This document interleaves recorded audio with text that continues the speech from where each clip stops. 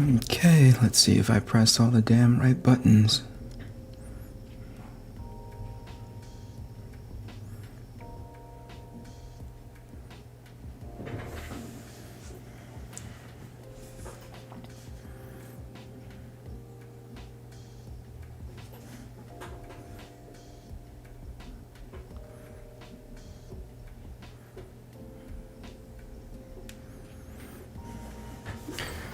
Okie doke. Here's hoping this microphone still works and that this camera still works and that these lights still work. Oh boy.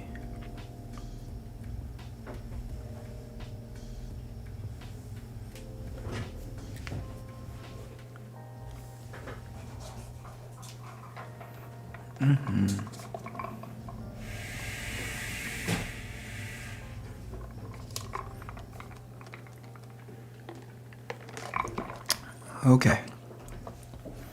Let's see if the camera works now. Ready?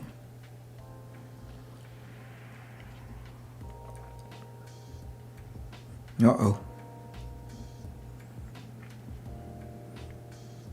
Uh-oh.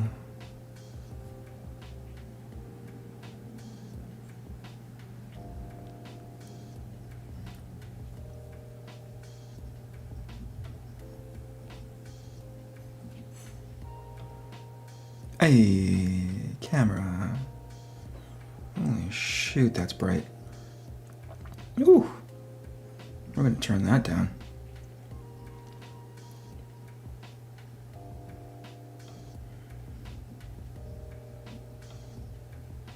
Can I get away with that? Is that okay?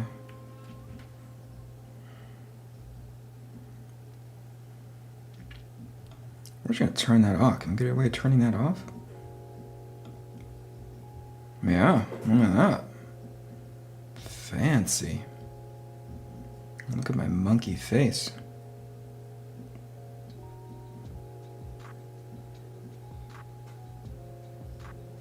Get a little bit of highlight here. Look at that. Frickin' cinematic production.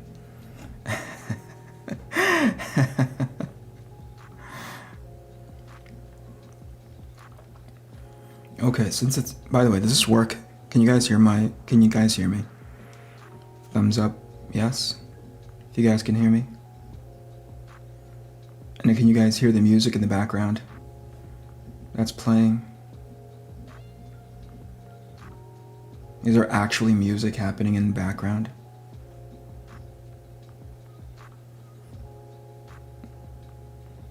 Hey, okay. What's that over my left shoulder? Left shoulder. Over there? It's my wife's workstation. She is more of a legit artist than I am, so. She's got two-thirds of his room in the studio, because she's an actual painter. Okay, everything seems to be working out all right. I am going to, what am I doing? I get to say hello to the chat first and foremost. And can we keep it so there's only like 11 of us in here? Can we just keep it at that very nice, manageable number? Really intimate room. It's like an intimate gathering. Yeah, okay, so I'm gonna say hi to everybody. And then I'm going to get to giving you guys updates on what I've been doing in the month that I've been away. Cool? Alright, here we go. Hello, Black Rose Comics. Good evening. I borrow ideas. Hello, Sweet Tooth. How are you? Macklin 5. I'm going to say all the fives. 55555. 5555. Yep. Hello, how are you? Chad Townsend. Good evening. Failed Superheroes Club. Great name. Thank you for being here. Okay, cool. Just us. Oh. Hackerfice is here. Hello. Actually, you know what? I should actually tell people that I'm streaming.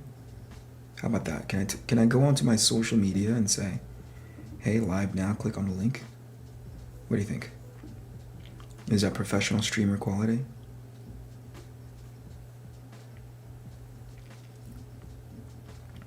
YouTube.com, close, youtube.com/Eric Kennedy. Ooh. Spell my name correctly.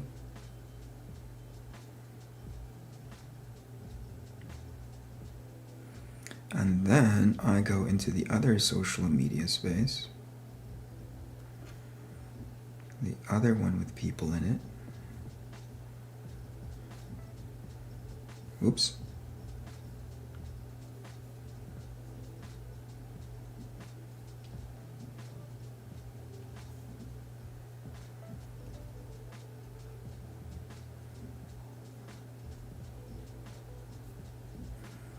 And I put this. Paste. Done. Done. And then I put a sticker that says swipe up. Swipe up. There we go.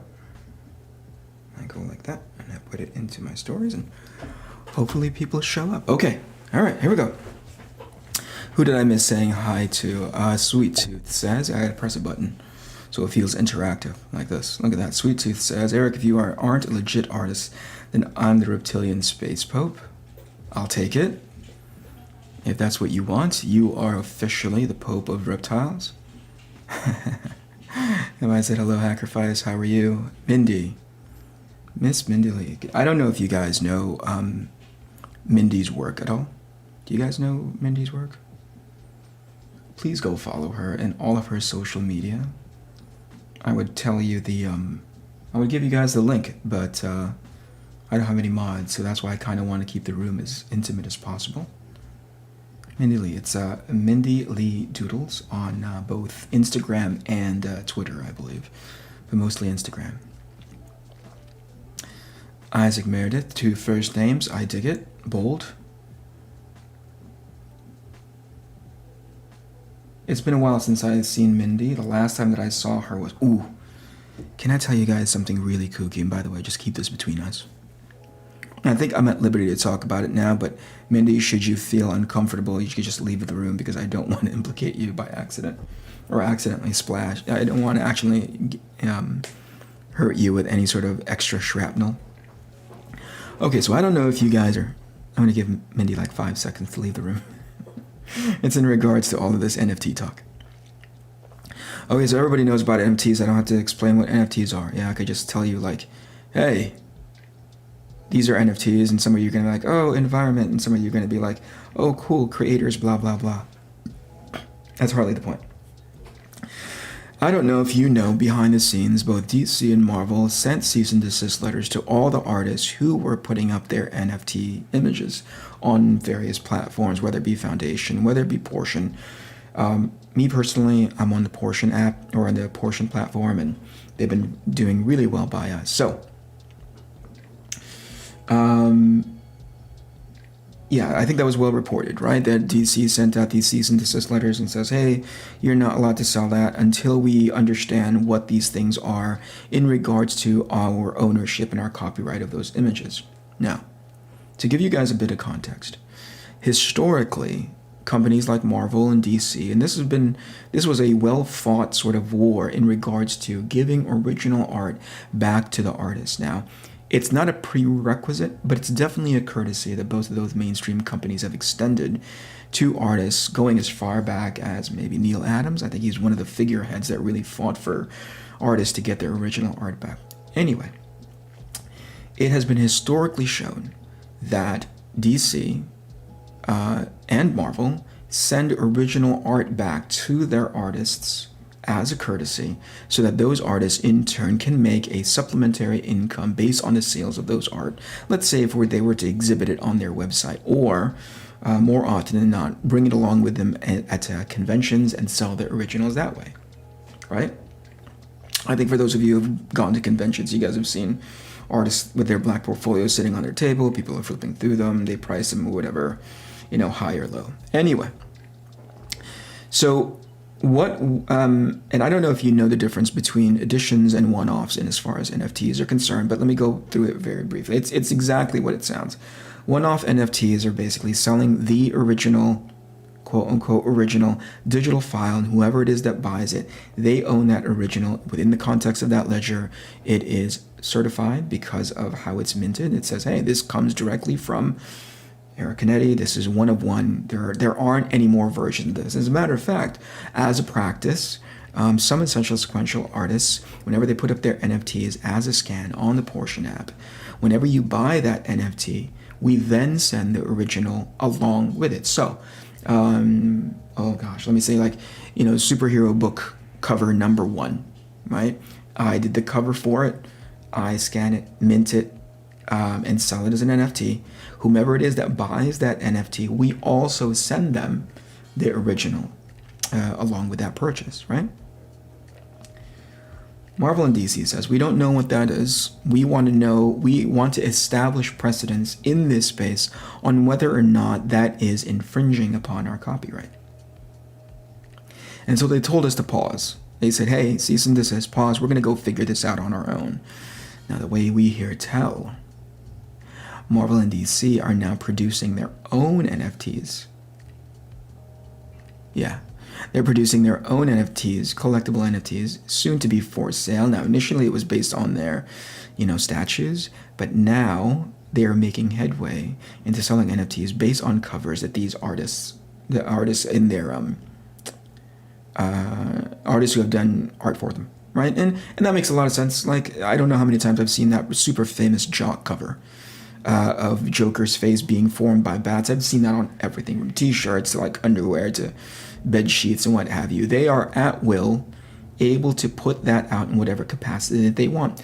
Doesn't make much. I don't have any issues with that. When I do have issues is when they say, well, you can't sell that one off because we have rights to it. Right? And so my attitude is fuck 'em. Because not only are you preventing us, not only have you shown as a history of allowing us to sell our original pieces of artwork, which are in literally one-offs, right? Once you buy that original copy of Superhero issue number 1 from me, or a copy of the cover for Superhero issue number 1, I am not in turn going to make another cover, a facsimile of that, and then try to sell it again. It's one of one. And that's what NFTs are. They're at least the ones that I advocate for, one-on-ones. The edition stuff, that's right at the cusp of, infringing on copyright, because technically that's publishing. So as they told us to like break and pause and don't do anything so we figure out what this space, the notorious thing, the bullshit thing that's happening in the background is they're also preparing to release their own NFTs, right? And just as recently as a couple of days ago, and don't quote me on this because it hasn't actually come out yet, but somehow we learned that not only are they saying cease and desist, they are also going to send out takedown notices to all of these platforms that has any and all of their IPs behind them. And I say, fuck you and your bullshit. I can't stand it. And there's legal precedence in by which, regardless of how much the original art is selling for, that shouldn't trump what you guys have done historically as a courtesy to us. You basically established a pattern. And so I don't know what it's going to look like a few months from now, but it's gonna get a little dirty.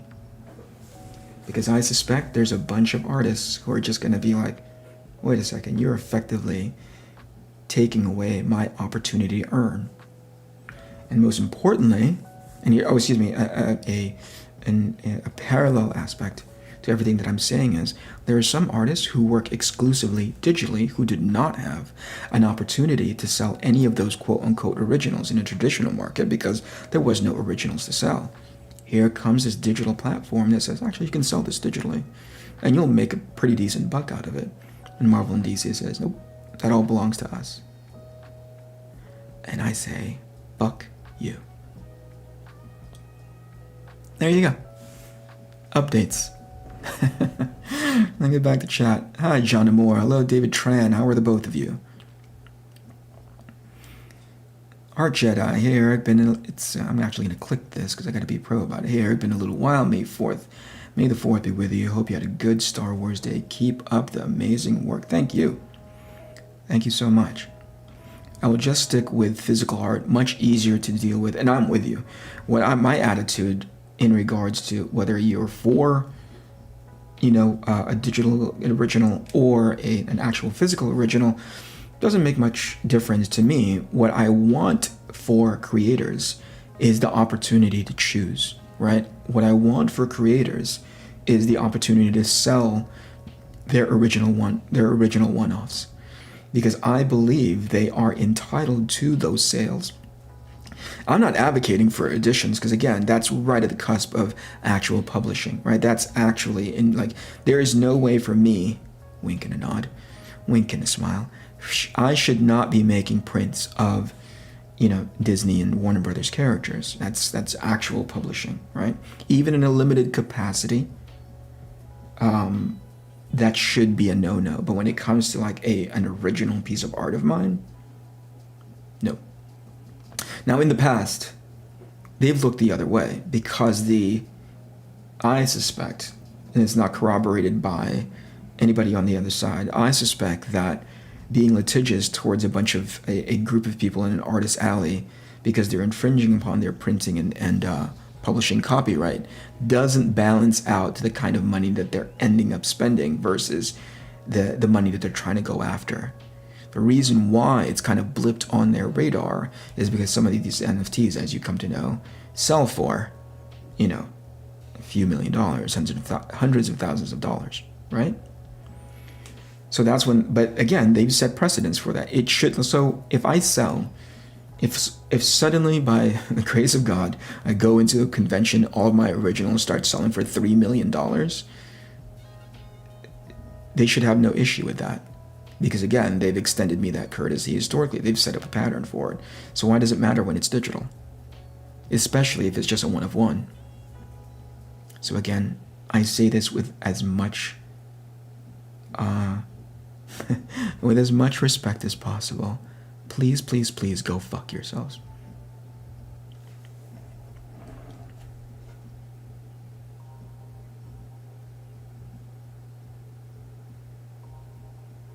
Did I say that kindly enough?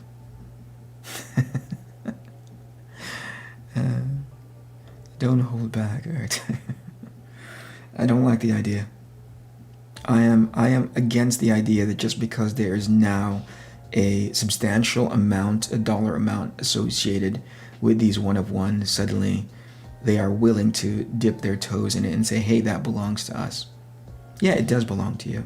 I agree. Hey, Superman, Batman, all of that belongs to you. But what you've done is say that it's okay for you to sell your originals.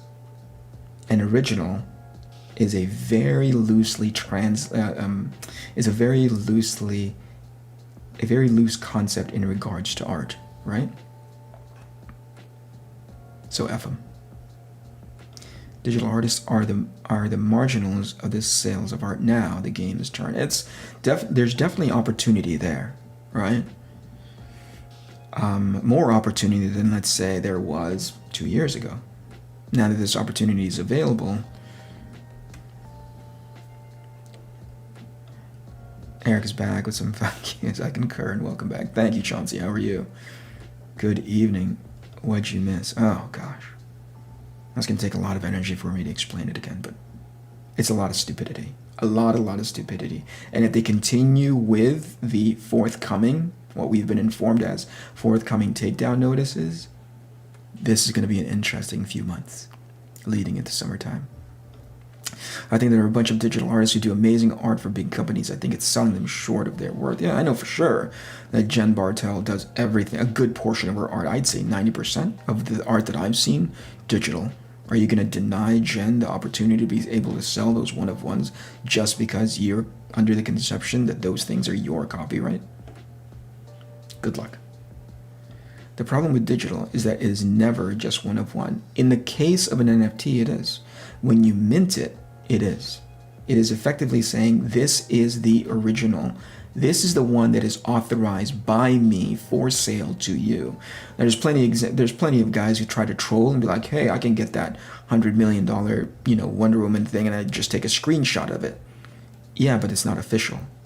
Does that make sense? That's what that minting means. It is officially the only one that I've authorized as the original. And my word is the final authority on whether or not that thing is the one of one. As opposed to guys who are taking screenshots or making JPEG copies or something. Does that make sense? I know it's nuanced. It's like saying, oh gosh, I'm trying to think of a practical analog for as an example, but it's really hard because, again, it's a brand new space.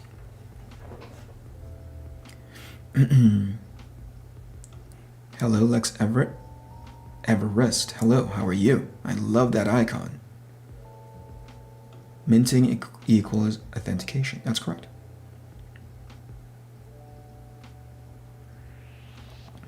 Okay, can I show you guys art now?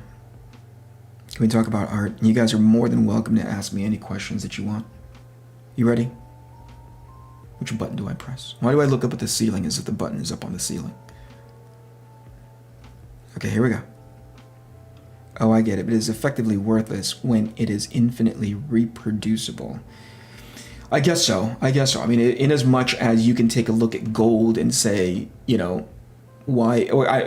diamonds, right? You can go like, why are diamonds so freaking expensive when there is a cachet of them that's being held back by the diamond industry so that the price of them per carat is an inflated concept. Technically, diamond shouldn't cost that much. It's a nothing rock, right? But as long as there is a customer base for it, and as long as you make it limited, suddenly the normal concept of supply and demand kick in. Does that make sense? Sure. Yeah, there's an infinite amount of, not to say there's an infinite amount of diamonds out there, but there are sure as hell a lot more than what those prices are going for, right?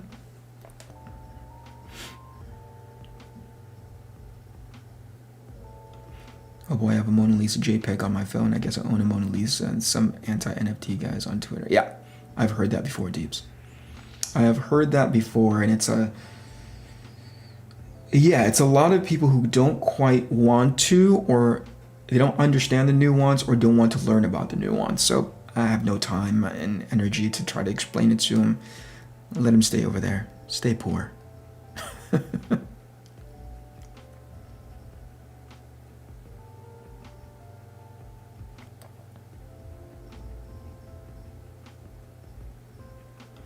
Paulus Arts, how are you? Good evening. Okay, art time. Because I'm sick of talking about the NFT. Just be prepared if you guys hear, and within the next couple of days or so, that these takedown notices come down. That's the space that it's coming from. They are literally going to claim that it is an infringement on their copyright.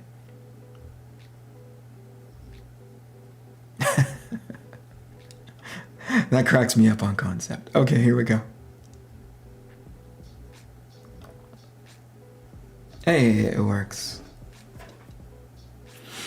Okay, what am I allowed to? What are you guys into? Okay, caveat, as always, as in the past, this is issue 4, right? And this is almost 75 to 80% splash pages. 1. Number 2, there's going to be inherent spoilers. So as I'm flipping through these, if you guys don't care about the spoilers, or similar to, Rob Arnold's like, I have an awful short-term memory anyway. I won't remember it. So go ahead and flip through. But just again, heads up, spoilers.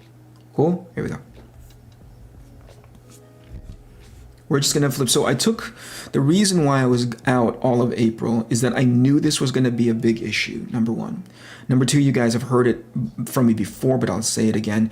One of the biggest things that I'm really going for with this project in regards to the crowdfunding aspect of it, especially with the backers, is to gain your guys' trust. Because it's not just the one book. right? It's not just the one issue where I'm like, thank you very much, I'm gone, right? Or thank you very much, I've fulfilled and it's all over with. This is more of a marathon. It's 5 issues.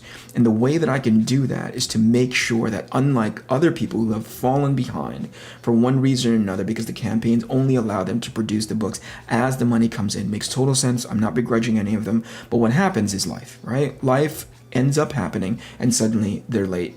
I think the last time that I looked, on average across the board, 8 months. And that's a crazy amount of time for me. And by the way, I never want to bank on the cachet that is my name. I've had it said to me a couple times, hey, you're Eric Canetti. Gosh, when you launch your crowdfunding, you should be okay. I'm like, no, I don't ever want to buy into that. I just want to make sure that the things that I'm doing are earning the customer's trust. And so one of the things that I can do to stack the deck in my favor in that sense is to make sure that the entire series is done, all 5 issues. Right now, I just did a page count, and it's going to be in total 250 pages. So basically, I want to get about 250 pages all said and done with, at least on the black and white level, so that the only thing I have to worry about is hounding Jules to color it, getting feedback and notes from Joe, so that I can, as far as the editing end is concerned, Eric Weathers, I never have to worry about, but obviously there's still going to be a back and forth as we get used to each other and his lettering style, or as he letters, and whether or not it works, right? That collaboration. And I think that's it as far as the pre-production is concerned, and it goes to the printer. So, the reason why I took April off is because I wanted to make sure as many of these pages are done. And I know that I promised you guys that I was going to launch book 1 in September. And I just wanted to get as much of this done as possible. And I figured I can stream and obviously give you guys this is a ton of fun for me being able to interact with all of you. I can stream and give you guys updates and all of that stuff. But I figured and you guys tell me if I'm off on this, you would prefer that I make headway and get the series as close to done as possible the closer September comes, right? I'm going to bet that that's a pretty good plan to have. So I said, all right, we're going to minimize the streaming. Definitely, we're going to cut out any and all things that has anything to do with, that doesn't have anything to do with the pre-production of this book. And so instead, no more freelance, no more extra covers and what have you. Maybe I'll pick it up again. I don't know. I've got some pretty good momentum right now, and I want to break that by doing some freelance stuff. Again, no extracurricular promotion, including streaming, including creating those time-lapse videos. I've basically taken that off of my plate and went right back, or I went deep into issue 4, because issue 1 through 3, black and white art-wise, is all done. So issue 4, I went into, and issue 4 right now is at 43 pages so far, and I leave myself a little bit of wiggle room there so that, let's say Joe Fulton and I go through it on the edits, and he's like, Eric, this probably could use a page here or a page there just to tighten up the narrative. Then I leave myself a few pages so it'll lead into 45, 48 pages, depending, right? Each time I release a book, the number that I'm shooting for per issue is about 64, and that's with supplementary material. So on average, though, story pages wise, it's going to be about 40. So let's say in a book that lands really well, and as far as how I've planned it, 45 pages, getting us to 64. It's about, what is that math? Where's John Amore? Because he's the smart Filipino. Anyway, I'm opting for 64 pages per book, only because printing them is going to be so much easier if there are 64, right? I forget what the term is when they bundle those pages. Oh, speaking of bundling pages, I think, and I had spoken with Tim Lim. Do you guys know Tim? Have you guys? Did you guys support Common America when it went out? What I love in every single instance that I was able to talk with people, right, in regards to who has had a successful campaign of not just one issue, but an ongoing series. Hands down, the name that keeps coming up, the title that keeps coming up is Common America. Not only because it was consecutive, but unlike some consecutive campaigns, Common America trended up by way of its backers, by way of its total funds raised. And I was fascinated by that. And I was like, what the heck is that, you know? So because I want to talk to super successful people who have the history of knowing what they're doing in that space. And it seemed like Tim was that guy, all right? Or at least one of those guys. Not the guy, but definitely one of those guys. I'm willing to, it's like all of this information is sort of like, you know, data buffet for me, right? What do I like? What do I don't like? I'll leave the stuff that's not really working for me, but certainly optimize for the ones that do. So I reached out to Tim and we talked for maybe an hour and a half. I gave him he gave me details about Common America and how, you know, the humble beginnings of that and where it ended up to be now. And I gave him details of my book and what my plans are for it. And he gave me so much great information. And I can't ever pay him back for it. So a kindness that I told him if there's ever a kindness that I can extend to him for such accommodations that he made for me in an hour and a half conversation, I'm more than happy to accommodate him back. Anyway, so one of the things that he said to me, and I took a pause and I was like, why didn't I think of that, right? If one of my goals is to establish a good relationship with my buyers, there is something to be said about the tactile experience of receiving a book, right? And I'll tell you, and I'll give you an example. Anytime that Apple puts a product together, right? I don't know if you guys are probably PC guys. Forgive me, I'm an Apple snob, but I just got a computer, a brand new computer from my wife. I got her a little tiny Mac Mini, and it's powerful enough for her needs, right? Her day to day. But when you unbox this stupid thing, Apple puts a lot of time and effort into that experience of the unboxing and the experience of the tactile function of taking this thing apart. And so in the spirit of that, Tim said something to me that made me go like, what the heck? Why didn't I think of that, right? And Tim goes, did you know that and I was embarrassed to say, no, I didn't know that because I have yet to put my money where my mouth is in regards to support, but I am in the process of, I just can't find where the best place is to buy the volumes of Common America. Do I go to eBay? Do I go to Iconic Comics? Do I go to, I don't know where to go. I mean, obviously his crowdfunding platform, or his crowdfunding windows have closed, and I don't know if he has it in demand. I have yet to find it, but I will find it. I will buy it, just so I'm holding on to it, and I can see for myself what worked for him. So he said, "Did you know that every volume of Common America is, what do you call it? Is hardcover?" And I was like, "What?"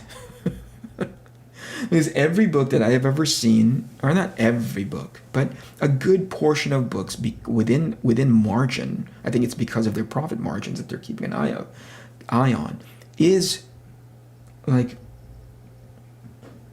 a standard floppy, right? And everything gets upgraded to the next level of whatever. Next level of, okay, so if you raise this much, it's like an unlockable goal. They've gamified the concept of these crowdfunding opportunities, right? And I thought, like, that's amazing. I congratulate anybody who can reach those goals and start unlocking all of these bonus features of your crowdfunding campaign. But I think I'm just gonna come out of the gate like that. I'm just gonna print them in hardcover. Not worry about whether or not you can upgrade to it if we raise X amount of dollars. Screw that. For the sake of gaining your trust as a backer of my project and my book, right out the gate, I am keeping my fingers crossed. I'm pricing it out now. I'm aiming to have each and every single book come out as a hardcover. Okay, here we go.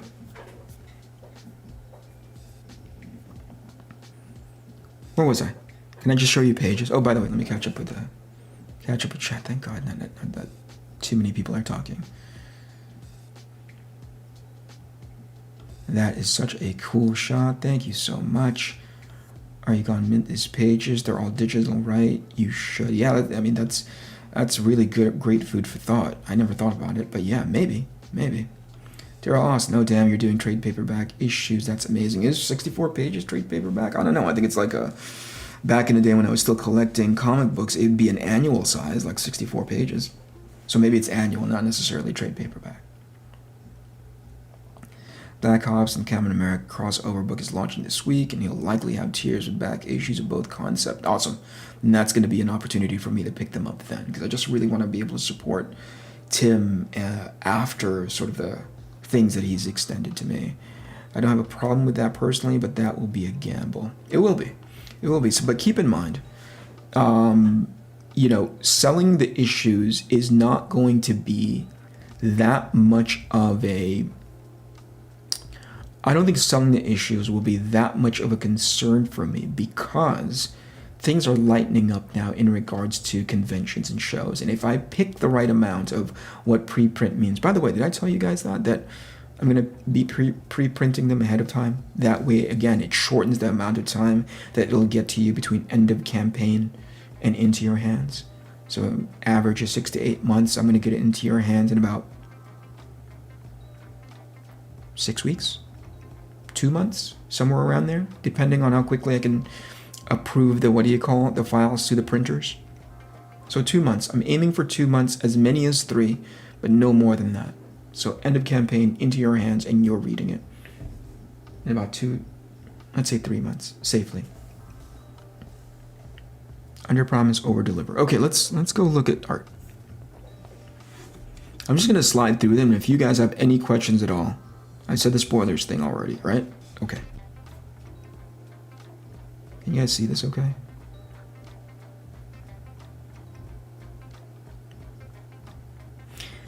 Any plans? I'm gonna have to click. Any plans for variant cover artists? No. Are you guys interested in that at all? I mean, all I was going to do was, you know, do knockoffs of the image creators. I was going to do my version of a Jim Lee cover, my version of a Todd McFarlane cover, my version of a Rob Liefeld cover, you know?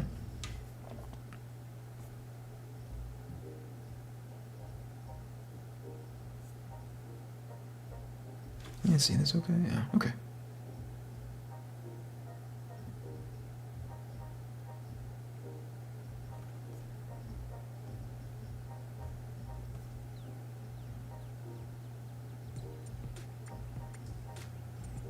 Whoops. So like I said, 70%, 75% of this book is, you know, a bunch of splash, because this is the big fight issue.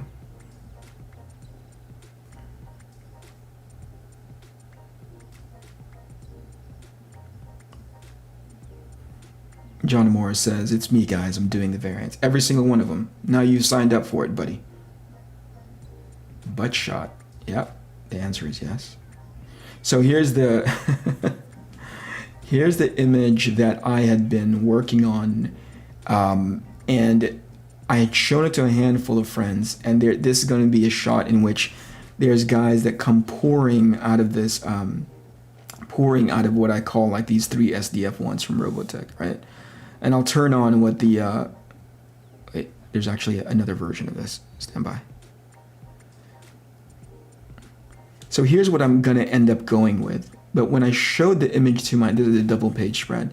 So when I showed the image to my friends, the feedback that I got was like, dang, that is like super busy, and it doesn't make sense for a military force to just pour out of those ships like freaking wasps, right? So why don't we try a version in which they're coming out in formation? And I thought, hey, that's a pretty cool thing, right? I think Bale was the one that was like, hey, use this as a point of reference, and he had snapshot to me what planes look like when they're flying in formation. And I tried that version. I actually drew it out. Stand by, I'll show it to you. 2, 3. Is it this one? Where'd it go? Nope. Is it this one? Nope. Is it this one? Darn. Did I lose it? Did I throw it away? Oh my gosh, blaspheme. Let me look. Maybe it's in that previous one. Oh, I threw it away like a dumb. Oh, wait. Yeah, there you go. Here's the what do you call it one, right? The flying in formation one, where they're flying in clusters of 4. And it just does not look freaking interesting. And it ends up covering the ships. Right? So it throws it off composition. I did my very best to like accommodate the composition, but it wasn't working. So instead, I'm going to opt for the one where they're flying out like wasps. But can you imagine what that afternoon felt like when I was like, God bless America, I've got to freaking redraw everything. I've got to redraw these, you know, pieces of armor flying around places, you know?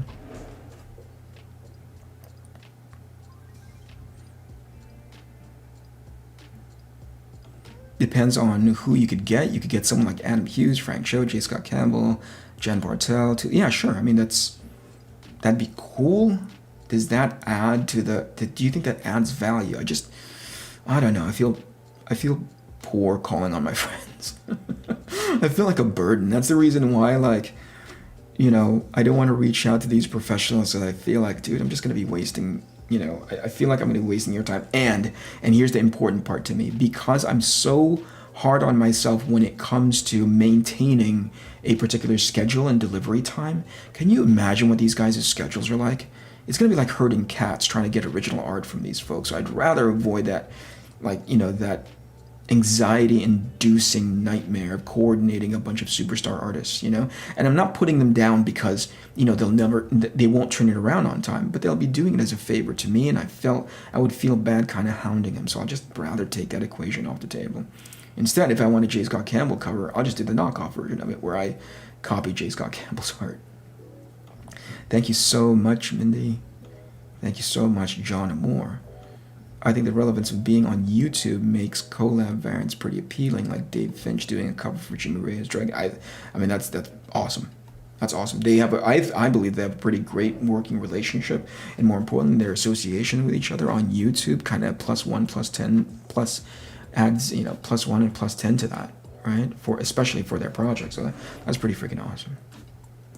Hell yeah! Shout out to Rick Hunter, Mr. Wing. Hello, good evening, Omar Comics. Thank you for being here. How are you? You have Daniel Warren Johnson, Dave Finch, Steve Rude, more who are pulling followings on this platform. Could be a good way to get visibility. I agree with you. And I would love to be able to take advantage of each and every single one of those professionals, but I really feel like I'm just going to be more of a headache. Eric Kennedy, I want a final version where they're all just single file. No, get out of here. Get out of here. Somebody boot John. Speaking of JSC, you see his latest IG post where he fixed that fixed art some Tumblr artist did of his work. It's a great post, actually. Yeah, that's pretty dang funny. Although I feel like he's giving that dum-dum more credence than they need, you know? It's like, I saw that piece of art, and okay, so I'm conflicted, because it's their time. If they want to fix whatever they think needs fixing, then go right ahead. But the other part of me is like, the fucking balls on you. And the way they phrased it in their paragraph when they first submitted the quote unquote fixed one, they're like, J. Scott Campbell stuff is just so bad. And I'm like, fuck you. Fuck you right in your arrogant face. I can't stand that shit, man. Like, I am so done. Again, I'm conflicted. I'm all like, hey, it's their time. They can do whatever the heck that they want with it. If they're dumb enough to try to spend any of their precious time on their hands trying to quote-unquote fix J. Scott Campbell's art, more power to them. But the actual act of it, right? Go screw yourself. The audacity of like somebody going, I can fix that. I'll fix J. Scott Campbell's stuff. And not necessarily because they're willing to learn from it. They outright just say, because it's so bad. Eye-rollingly annoying.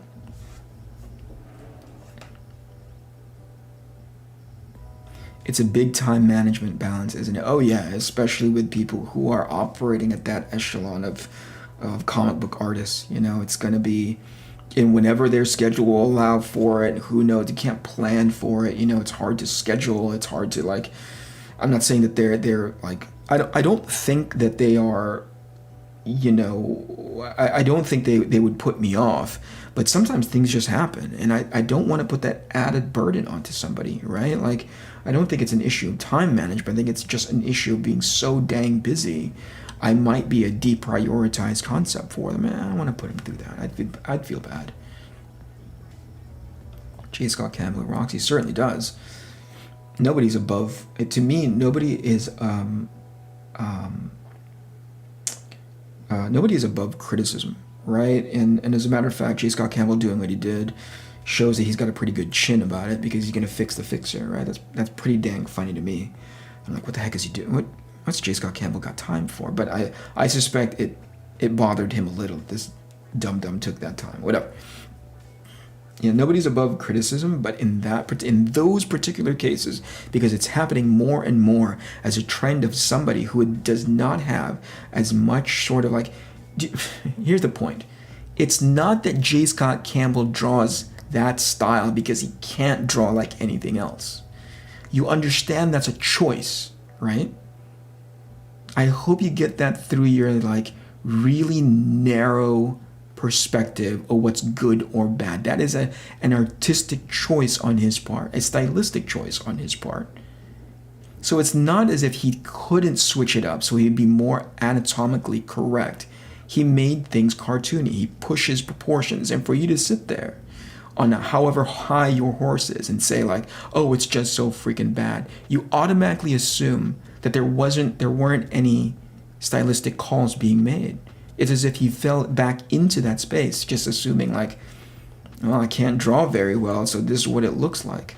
Unlike some other artists who are aping J. Scott Campbell, who don't have the foundational understanding of anatomy, he does. I know he does. I bet you money he does. And for this dum-dum to be like, oh, dismiss, and I have the artistic authority and wherewithal to fix J. Scott Campbell because it's just so bad. Respectfully, please go fuck yourself.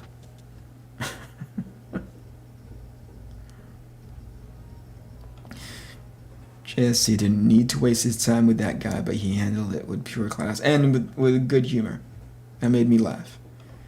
JSC is pure cheesecake. You have to understand it's about his work. It isn't supposed to be super realistic. That said, I actually like JS fixed version. Yep. Art being so dang subjective. I get it. I just got a Danger Go sketchbook and I'm making myself learn to draw women and to make them look like women. Love Frank Cho too. Yeah, there's a range, right? Like Frank Cho doesn't draw women like J. Scott Campbell draws women, and those are all technical and artistic choices that they make, all subjective to the viewer naturally. And so that's where my conflict comes from. Like, you're at liberty to not like what you like. You are, however, coming off like a complete idiot when you say that it's so bad. I hate art fixers. It's sad that people are forgetting that artists can be creative and unique. And yeah, that's and I think that comes from a place of and by the way, this is totally just this is armchair like therapist, right? That person who did that quote unquote fix has a particular worldview of how women should look. And he imposes that worldview onto this artistically, like, purposefully exaggerated artistic drawing onto J. Scott Campbell's art, right? They have a very specific way in how women should look, the proportions that they should have, and they saw J. Scott Campbell's and was like, oh, that's gross. I gotta fix that. It was against their very fiber and core, and they wanted to make an example of it. Okay, it's your time, man. Good on you. The truth is, JSC is not giving the fixer guy one thought. Yeah? I mean, the Brian Hitch hairline was messed up, yeah. I saw that. It was a little on the high side. But see, the thing is, when I saw that drawing and how Brian Hitch drew it, I was like, I don't know anything about the character.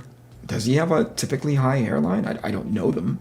Is it one of those things where, not as a stylistic choice, but obviously by way of its character model, it's typically that high? Okay.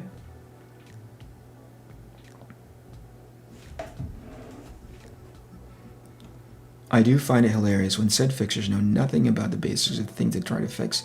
There has to be some level of understanding in their approach. Yes, and yes. So here's what I've come to see in a lot of these quote unquote artistic fixing, right?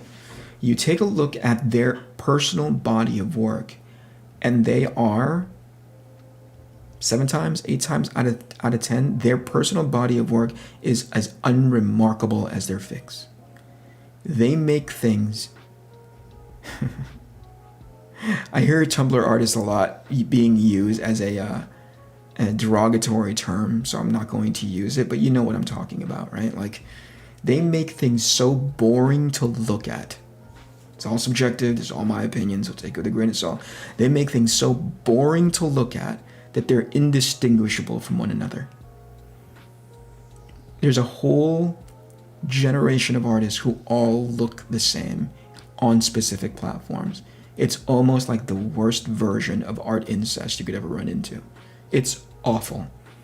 And so when some of these guys take the opportunity to quote unquote fix, you contrast that to their body of work that they're exhibiting in any of their social media, and you're like, right, this makes sense for you. Because you want to make things as unremarkable as your own body of work. Congratulations, you won. I would like to see what he would fix on Frazzetto or Robert Crumb or Von Bode. It's their time, they can do whatever the heck they want, but anyway, let's look at some more art. Is Tumblr really all that bad though? I like, again, being used as a derogatory term. I'm like, look at all these Tumblr artists making their way into mainstream comics, and I'm like, when did that turn out to be a bad thing? Why is that a descriptive? That's too bad. I found a ton of great artists on Tumblr.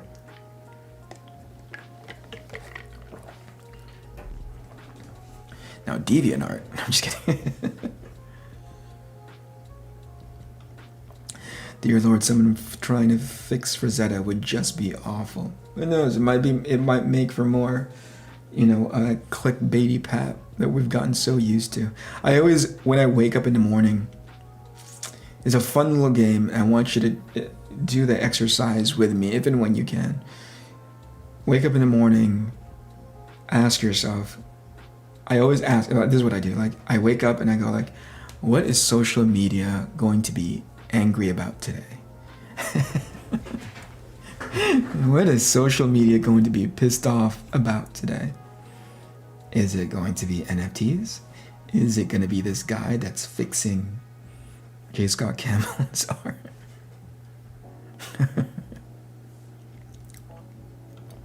Couldn't have said it better. They are boring artists most of the time. That's what I think, but again, taste being very, very subjective. I'm sure somebody likes it. I'm sure they're fine. I'm sure they're fine with their Ko-Fi accounts asking for $2 at a time. Congratulations to you. Tumblr is like DeviantArt, miles between good artists, but you can find them. All right. They would definitely learn anatomy. Here's hoping. Fingers crossed. All right, enough of that. That's a lot of shade thrown at. Again, I didn't use Tumblr. I was wondering why Tumblr artists were being picked on, because there's some really, really awesome ones in there. Okay, here we go. Kind of need to pinch it a little bit smaller because, the entire page doesn't fit. Look at this stupid thing.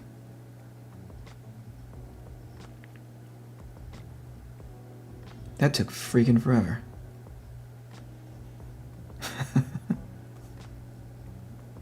Oh, I'm sorry, I did a 3-panel page. It's false advertising. Sorry, you guys. I'll refund you guys just as soon as I can. The campaign hasn't even started yet. I'll refund you guys as soon as I can. This is obviously not an alt-splash issue. Oh darn, another 3-panel page. Forgive me. You should go to Consumer Reports and just report me right away. Eric Kennedy did not do an all splash pages double page spread. issue of ARC Athena. We want our money back. We want to file a claim.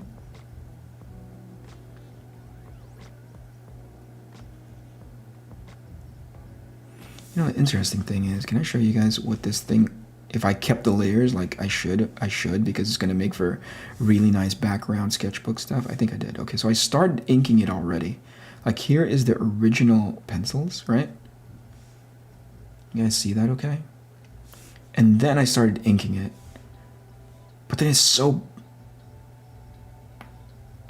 jacked up and boring. Like all the proportions got super chunky, and like they're really, you lose the perspective, right? You lose the upshot, because I'm not doing a very good job convincing you just based on how the mass on her body is stacking. And it's easier when you're drawing a regular human, because you kind of have an understanding of human anatomy. Like, okay, that's definitely an upshot, because you know the torso is right here, the hips are right here. But when you have this alien-ish woman, you kind of get into this space of like, man, all of the perspective is getting thrown off, all of the stacking is getting really messed up. The perspective the upshot is getting really messed up, because there's so much detail that's happening to counteract all of those masses, right? All of that volume. So I started over again. And nothing makes me more mad than not seeing it the first time, because I feel like in a production pipeline, I'm wasting so much time redrawing everything. So here's the new pencils, right? And I only got this far repenciling the whole thing. And I said, screw it, I got it.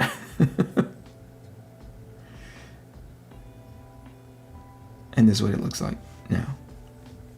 Just clearer that it's an upshot. So much clearer, and primarily because of this this character on the far left. I actually made sure that it reads as an upshot as opposed to like what looked like a cutout piece of paper. So there you go. Next one.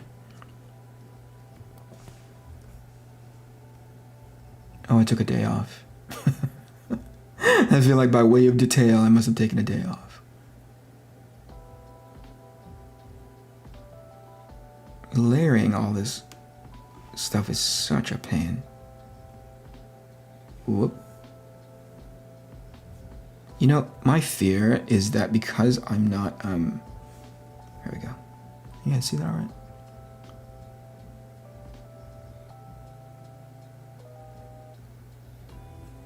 I found an ink wash brush, and because this issue is predominantly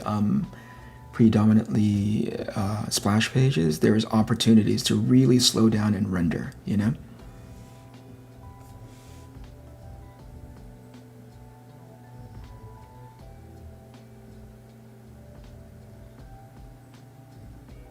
Look at that stupid splash page. Did I turn the pencil layer off? Yeah, I did. Okay. Here's another double page spread. Now,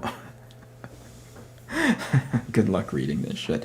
I actually showed this to my colorist, and he said, goodbye, flatter. That was his comment to me. That was Jules' comment to me when I showed him the double page spread. He was like, goodbye, flatter. It was nice knowing you. Now, keep in mind, this is the second layout for this page, I think. Let me see. Open. Okay. So here's what it is now, right? And I think here are the pencils for it. How many layers are on this stupid thing? Oh, yeah, okay. So here are the roughs for it. And I can turn this up so you guys can see what it looks like when I rough in a page. All right, that's what my rough pencils look like. But originally these were the roughs for this page. You guys see that? It had less direction. It was more, I mean, it's chaotic now, but definitely it made it seem like they were all just dogpiling on those, on the bad guys, right? But this one, the narrative is that those flying mech suits are flying up towards them in formation, ready to attack, and the bad guys came in the opposite direction. So I purposefully, when I redrew it, I purposely put it so that all the good guys or all the mech guys are going in one direction, all the bad guys were going in this direction, as opposed to this narrativeless, is that a word? Narrativeless mess. So there you go. Okay, let's continue.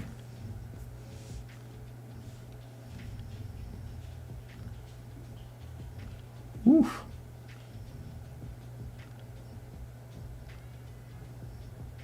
Oh, it's a 2-panel page, you guys. Again, please bring up your complaints to the complaint department.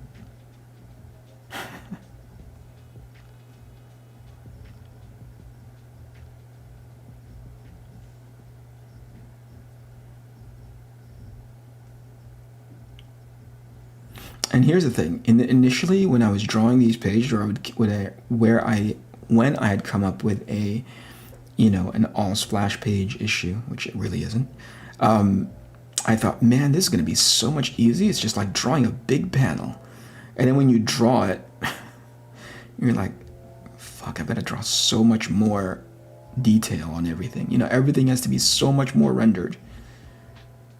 So there you go. There was no easy way out.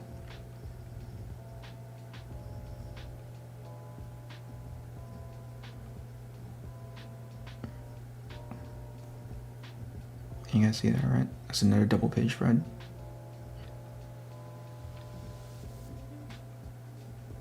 Whee.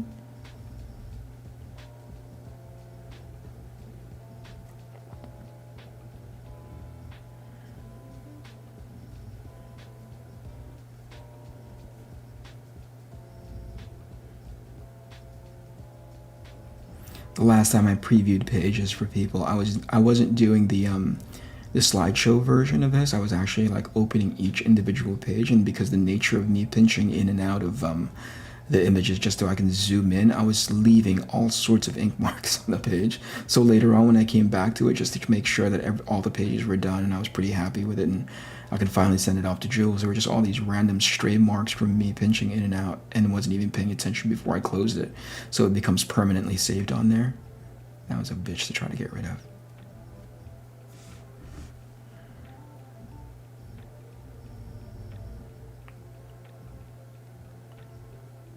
The red, as you see it on screen, is because it's a hologram, and I'm trying to not kill Jules to do that hologram effect. So I put it on a separate layer for him to see. This wash at the very bottom on the second page, on the second panel, that was so much fun to do, and yet so very painful because I couldn't figure out. Ooh, did I do it again? I did. Oh, dummy. Please tell me I didn't accidentally draw some weird straight line somewhere. That would kill me. Okay. Did I keep any of the... I rendered this bottom panel at least 6 times. And I was never happy with it until I had forgotten that I had an ink wash brush. And that's what I rendered it with, and it looks... I'm pretty jazzed about the way it turned out. Okay, and I think we are on the most recent page. Nope. This is the most recent page I saved today, or excuse me, finished today.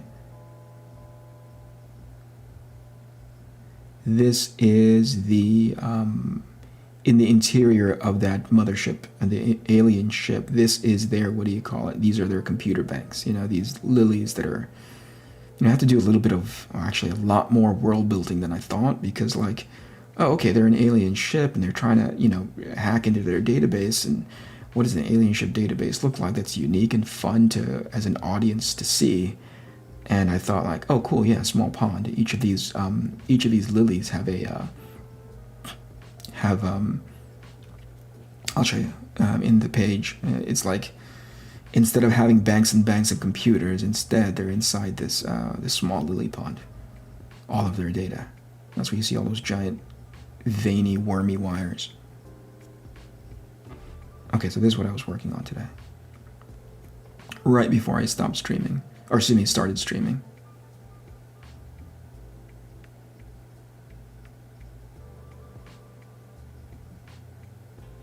Oh, and I inked this one because I wanted to... This is...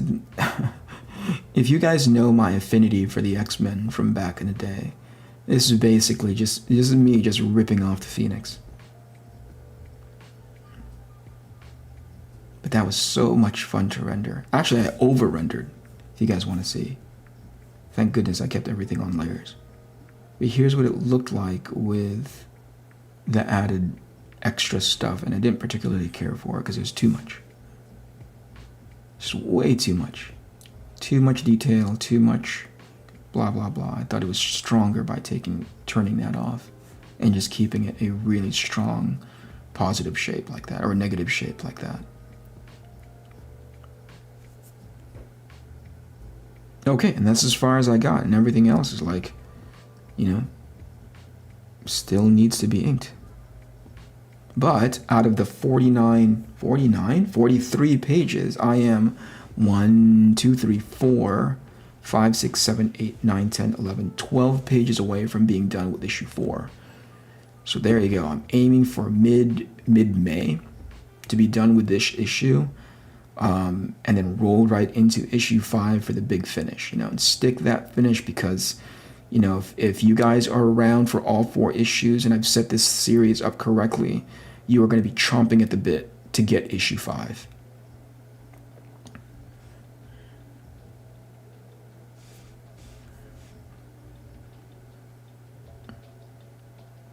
Another double page spread. Fight, fight, fight.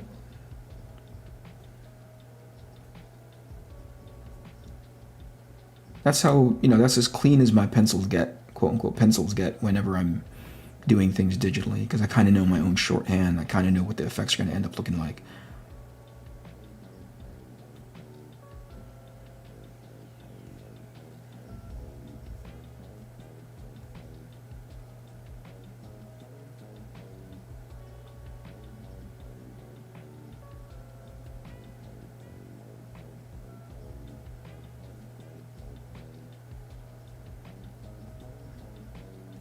And there we go. We end just like the way we started, on an upshot of a face. So nice little bookend bit of storytelling.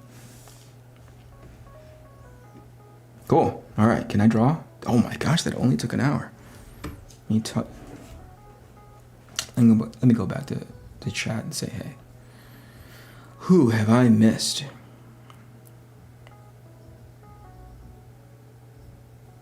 Scroll, scroll, scroll.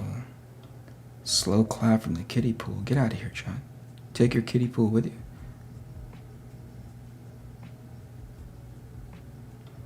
Mr. Wing says, I think guys like you and Sean Gallo and Nick Klein bringing elements of concept art world has definitely given comics a facelift from the standard house style, the big two, have we? The thing is, I think in the case of Sean, he understands his not place, but he understands his role in the comic book, mainstream comic book landscape, and I'm so glad that he's an industry in and of himself. And as far as Nick Klein is concerned, I think he's drawn, the most recent thing I saw him draw was Thor, right? And I really believe he's one of those exceptional guys that I can't believe Marvel lets him draw their books. He is just way too good. Just really, really good. He's like, there's very few craftsmen and illustrators that are at that level, that at least from my perspective.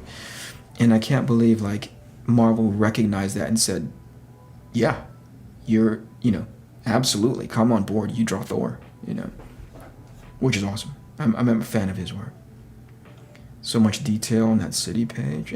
It's daunting when you're drawing it in pencil, but once you kind of land the perspective, you understand it, land the intent, the perspective doesn't have to be 100% accurate. It just needs to be believable enough. For me, my brain turns off and I just get through the process. You know what I mean? Mr. Wing, yes, this stuff is so good. Thank you so much. I really appreciate it. Oh, I need some advice. What's your approach to building drawing? I have used reference, but I struggle with making things look unique unless I'm pushing the perspective. Is also a slog. Yeah, that's the part, that second part you can't get away from. It's going to be a slog, so just get through it, right? Unless of course you just import buildings from somewhere. You still in the chat, John Amore, you little cheater head?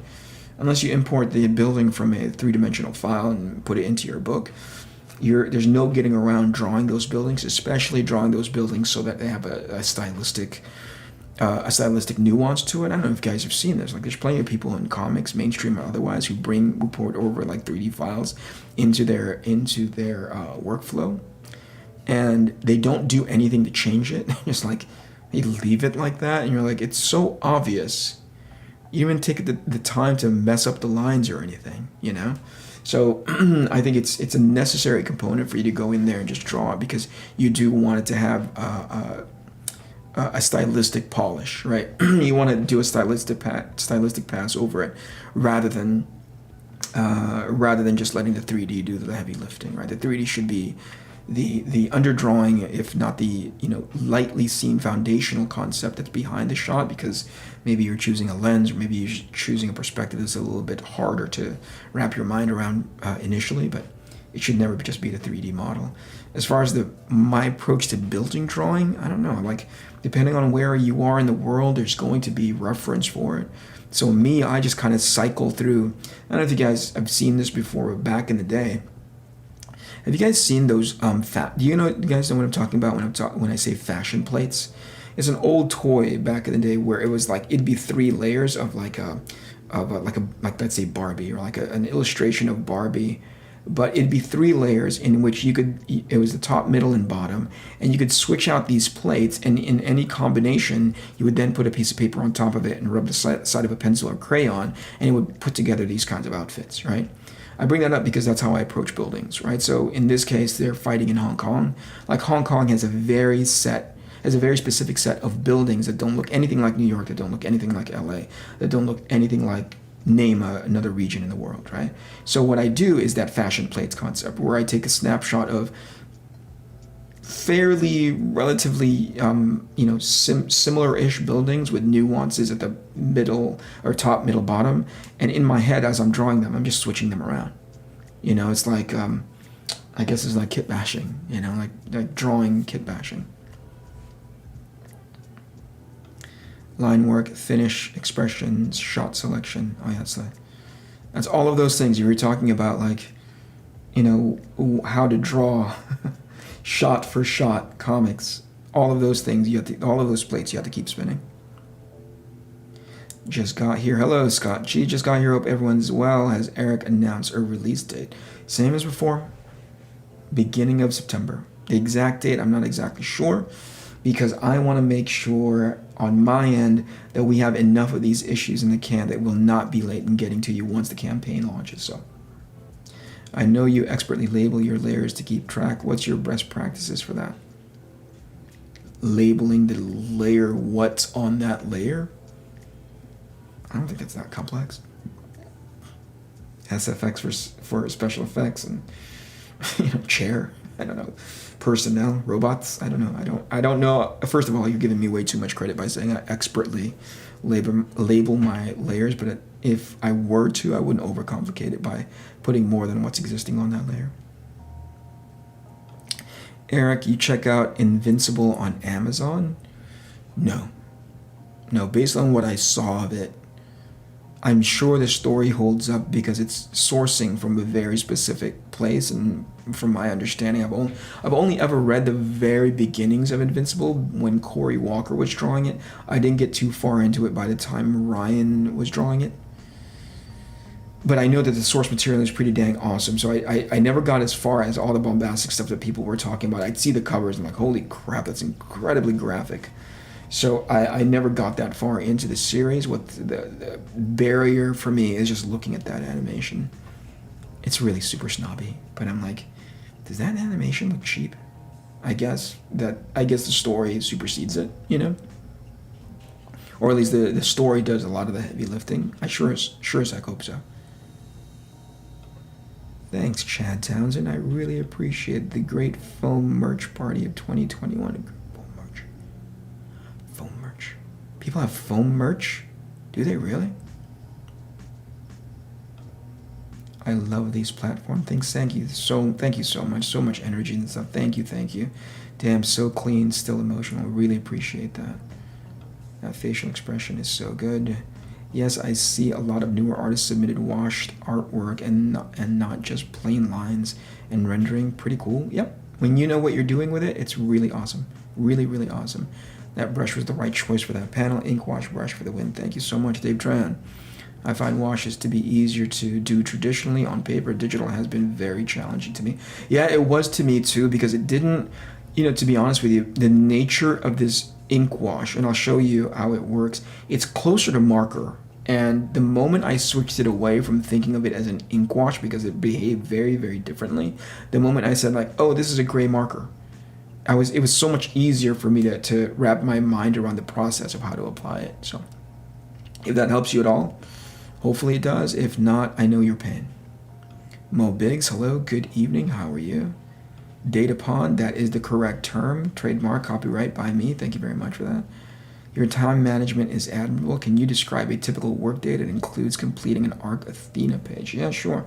I'm up at 4:15, breakfast by 4:15 a.m., breakfast by 4:30, 5 o'clock. I give myself about a half hour, maybe as many as 45 minutes to putz around the internet, find the things that I'm going to watch for that morning, maybe go onto social media and upload old pieces of artwork because there's no new piece of artwork that I've done that's not ARC Athena related.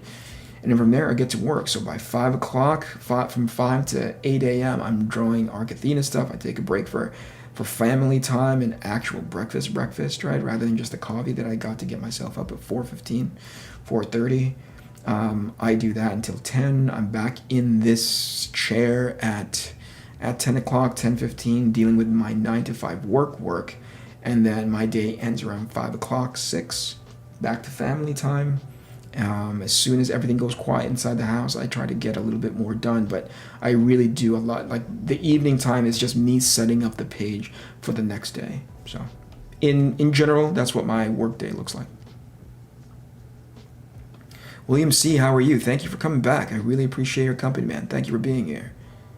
Thanks for putting so much into this and for sharing with us. Can't show enough appreciation for content like this, Daryl. Thank you for your time. Thank you for being here, and thank you for checking me out. The channel, it's funny. I was speaking to my wife about this, and she said, like, how's your YouTube channel doing? And I said, not well in a sense of like growth, right? But really, I don't look at YouTube as the end goal. I use YouTube as another tool to help leverage awareness for ARC Athena. So when I launch it, so growth, it would be awesome. I would freaking love that, but that's not the end goal. The end goal is to get these comics out to you by September. And if YouTube can help facilitate that, if social media can help facilitate that, then I'm at peace with it, right? I'm not looking to have similar to most people's motivations in growing a YouTube channel and get like a ton of followers, a ton of subscribers, a ton of patrons, that kind of stuff. It really is a great, nice to have. And I don't know if you guys can relate to this, but at any given time, whether it be short term or long term, I only ever have 3 things on my plate.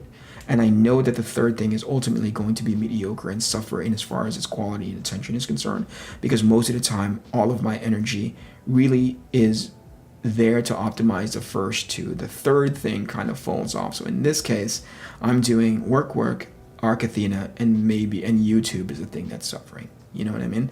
Like if you take a look at my social media presence outside of YouTube, when it comes to like Twitter and Instagram, those are sort of easy because you put up a picture, you put a few hashtags, you put a few links, everything is done. But YouTube requires a little bit more investment. So I have to really literally sit here and be like, okay, now I have to produce a time-lapse video, and that takes time. That takes a couple hours to put together. I have to, stream. That takes time. So I really can't put as much time and attention into for the sake of YouTube growth, because I'm prioritizing the first 2 things on my list, which is work, ARC Athena, and obviously somewhere in there, family. Angel Tread, how are you? Sorry, out of the loop. What is this series being released through Kickstarter? Oh, that's a great question, Angel Tread. So in my conversation with Tim Lim, co-creator and artist for Common America, I asked him about the and guys, bear with me through this, okay? I asked him about the tribalism behind Kickstarter, people who exclusively go through Kickstarter, and the people who exclusively go through Indiegogo, and how that tribalism has sort of conflicted with each other, but purely from a creator side trying to get something backed. There's an attitude of like, why not do both, right? Like, if we are making sure that if the whole point is to get this book into as many hands as possible, why are we closing off one customer base over another customer base? Does that make sense? It just needs to be strategic, in which case both platforms feel like they're getting something exclusive from you. I think it's open for conversation. It's open for more thought on my end, because it was part of the conversation that came up, and I was like, that's fascinating. Why is that? Why is it only one or the other and not both? So I'm open to talking to you guys about that if you have any ideas. The initial, my gut is still to go through Indiegogo, because of the fact that, first of all, I like Indiegogo's business model more, which is regardless of how much it raises, the campaign pays out to me, whereas on Kickstarter I have to set a very specific goal, and I'm not the kind of person that's like, oh, I'm going to set a $200 goal so it'll be met in the first day, like the number goes up, like, oh, this thing has been met, and it's 1,000%, 3,000%.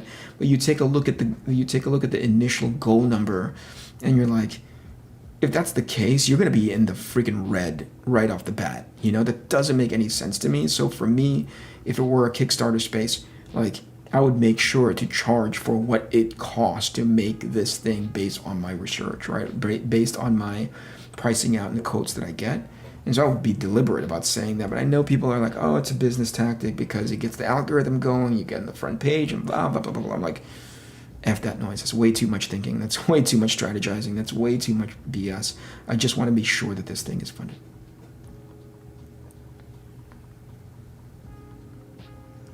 NTM, hello, good evening. How are you? Thank you for joining us. I don't import buildings. Yeah. I beg to differ. You guys decide for yourself. Please go to Webtoons now and search Urban Animal. That's the book that John Amore co-created with Justin Jordan, and it's doing phenomenally as far as the readership is concerned. Its overall success, I think it's like number 1 or number 2 in the boys action adventure section, whatever you call it, like the science fiction section. But go through his panels and check out the buildings that he does, and tell me that shit isn't 3D. Don't lie to me, dude. Don't lie.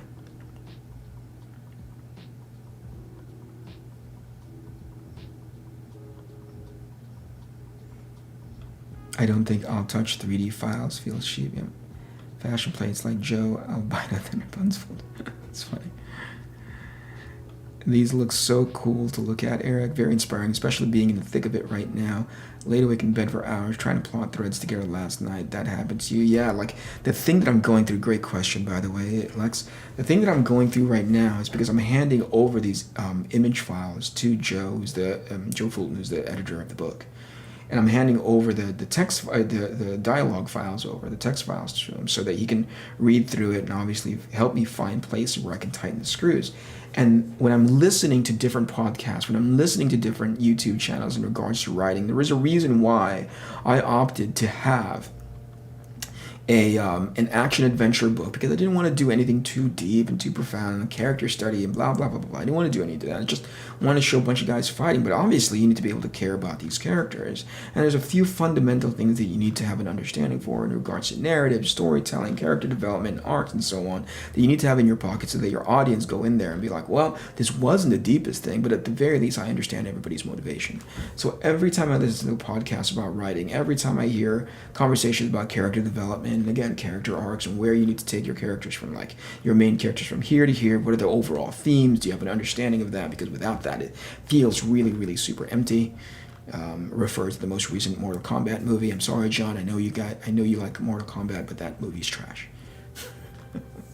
I can't stand that movie because in as much as it wants to stand itself, like there's two arguments for it. Obviously, somebody's like, well, it's just a video game movie. It should be fun. They tried to include as much video game stuff into that movie. Take it with a grain of salt. Totally understand, but it's still a movie, right?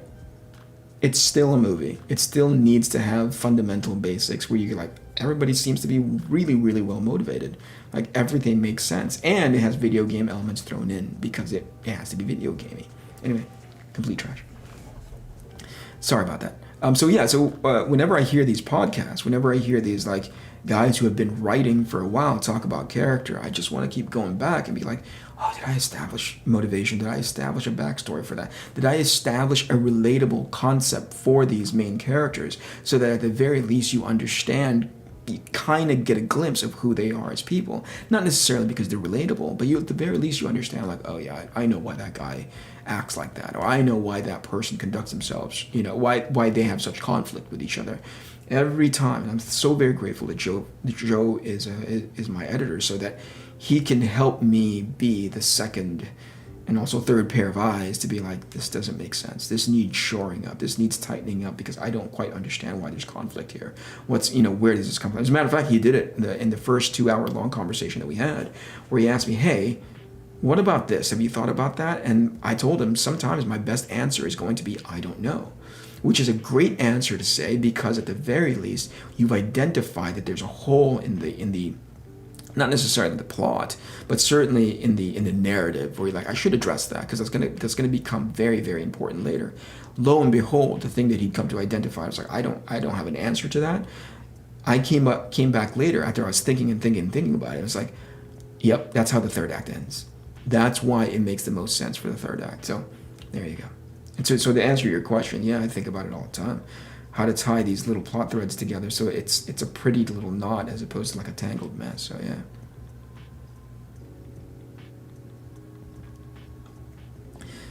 Just try Invincible. The animation in the middle episodes lack keyframes, but overall it isn't too bad. I will. I'll dedicate an afternoon to it. It's only 6 episodes, 10 episodes. Yeah. What camera am I using right now? This one? Shit. It's a Sony 6400, 5100. I don't know. It's a Sony. It's a Sony Alpha camera with a lens with a non-adjustable lens on it that causes this fancy schmancy bokeh background behind me. I was talking about the page with the giant party of mechs as a foam. Yeah. Oh my gosh. You know what the funny thing about that, Frank, is that... Man, I call you Frank. I call you Franklin in the level of familiarity, but... Anyway. So, like, the funny thing about that is I actually had a 3D model built of those mechs, fully expecting that I was going to populate the entire page with them, thinking, ooh, I'm going to get so ahead. Similar to John Moore when he cheats, when he puts 3D models into the back of Urban Animal, now available through Webtoons. Like, similar to John when he cheats, I thought I was going to be able to cheat like that. I'm just going to put these 3D models, rig them and so on so that I can move them around and blah, blah, blah, blah, blah. I can tell you I never used, and I paid somebody to make that 3D model. I can tell you right now, I never used that 3D model once. I just said, screw it. Rather than like fiddling around with an angle that I need, taking a snapshot of it, porting it over into, Procreate and posing it and blah, blah, blah, blah. I just like, screw it, I'm going to just draw it. Money well spent, what I'm saying. You lost me at 4:15 a.m. I know, man. I know, but if, depending on everybody's daily responsibilities, mine, that's the only time I'm able to do anything for myself, and especially a project as ambitious as this. So I needed to find time for it. As a matter of fact, 4 a.m. is when I used to get up and go to the gym that I built for myself in my own garage. So I've had to sacrifice a bit of that cardio / weightlifting time so I can be able to do this, but I've really got to get back to it soon. Eric, I think Tim Limit is a smart guy, does a good job getting work out, and has built a good base. Dude, if I can get that smart, and I think I told him as much over the phone when we were talking, if I could just be as keyed in as that guy and the team that's helping him put together that book with that level of success for this project, for ARC Athena, I would be so happy. I would be so freaking happy. Totally important question. What is the comic label going to be called for this? It's going to be named after my very first sketchbook that I went out with when I was when I was still doing San Diego Comic Con. The very first sketchbook. My sketchbooks are like, initially it was named after an element and a shape. And then because I got feedback from like a bunch of bookstore owners who saw my sketchbook, and they were like, Eric, we can't put this on our shelves because people don't know that it's a sketchbook. Because if you think about what sketchbooks are, especially the ones that are like semi-ashcan sized, people would just put their art on the front, like, oh, here's your Superman, or here's a piece of art. And then people, when they're buying it, they go like, oh yeah, that's Eric, that's so-and-so's sketchbook, there's their art, I'll buy it. I didn't do that with my first sketchbooks. It was like a bunch of fractal designs, and you know what I mean? And so like, and this is a complete departure from your question, but I'll tell you what the name of the publishing company is. So like, after I got that piece of feedback, because I was young and I was such an asshole about it, I was like, oh, they want something on the cover that's recognizable to their customers, right? I didn't hear the part was like, put your art on the cover so that they know it's an art book from you. So instead, I think you can still find this online if you do a search for it. Like, I started putting things on the cover that's recognizable. So I was such a dick. Like, so the next book that I came out with was called Egg, right? And it literally had a fried egg on the cover that my friend rendered for me, like, it's painted for me. So like, you want recognizable? Here it is. There's an egg on the cover. And I remember just all the bookstores that were like, and they just gave me this look. They just eye rolled, and I was like, help us help you, God damn it. Like, please help us help you sell your freaking product, And so I was like, oh, I guess that one's a little bit too unapproachable. Like, who wants to buy a book that has an egg on the cover? So the next one I did, I made it look like chocolate. Like, I made it look like a Hershey bar. It literally said like chocolate. That was the name of the first sketchbook was called, or the transition sketchbook was called Egg. The next one was called Chocolate. I was just trolling in the worst way possible. Because again, these guys were just trying to help me sell my books, and because I was a jerk. Eventually, I just listened and I started putting my art on the cover. Anyway, first sketchbook that I ever released, that I produced on my own, sitting in my living room with a giant, my friends and I were a giant assembly line. Some guy would gather all the pages, the other guy would like score all the pages, the next guy would like staple it, the next guy it was called Copper Hexagon. So that's the name of the publishing company. It's called Copper Hexagon Publishing. The night that you did the AR-15 orangutan draw stream, NTM was also doing one. I had to jump back and forth constantly. That's awesome. That's awesome. I thought it was fun. It was tragic. We were talking about Mortal Kombat. Heck yeah, 200%. Nothing made sense. I made it through that movie about 20 minutes in. I couldn't even get halfway. I do have a writing podcast recommendation for you that we'll send later. Thank you so much, man. I appreciate that. Have you ever caught any of Graham Nolan's storytellers interviews? That's a great, it's a great mind for how some greats did it. Yeah. Yep. I'll have to catch it eventually. 8 episodes so far for Invincible. Yeah. Cool. I'll check that out. Yeah, man. Frank is all good. Very cool. Thanks, dude. Always prefer the storied response. Thanks. Appreciate that. The urban animal buildings do look 3D modelish with some stylistic elements. Looks great overall. You see that, sucker John? Stop cheating. Hey, another stream where I talk. Well, actually, it was not that bad because it did end up showing pages, right? I was about to say, there's like another stream where I talk for an hour and a half and get very little art done. You see why I opted to take a break from streaming? Because like, if I ever had 2.5 hours to myself, 2 hours to myself where I could just sit here and crank on pages, I think this page in specific would be done. So also because my attention isn't fully on these pages, I feel like I end up drawing something and I'm having to talk to chat. Obviously, naturally, why bother streaming if you're not engaging with the people in the chat room? But I feel like because my attention are on the pages, I end up redrawing them later. There was one in specific when I was on the the How to Draw Comics stream, and I was drawing a high-tech hallway, and it felt pretty good, night of, minute of, right, hour of. But then, like, see this little tick? This is me, like that. See that? That's me, like, pinching and zooming throughout the page, and then not paying attention because I'm over here paying attention to this, and then wherever I'm grabbing the page is doing that. I'm gonna turn down the sensitivity of that, man. There's gotta be some weird palm rejection shit that I can get into. Anyway, when I was on that stream, I felt like I was doing pretty good with the with my progress. I felt like I was zipping right on through it, quite proud of myself, you know. And then stream ends. I go to bed, wake up the next morning, and that thing looked like absolute trash. I couldn't stand it. The rendering, just the choices that I made when I was inking, because I was inking super fast. I couldn't stand it. So if you ever, like for instance, right now, I'll just stop talking.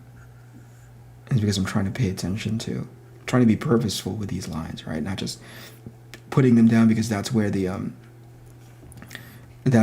rough pencils are.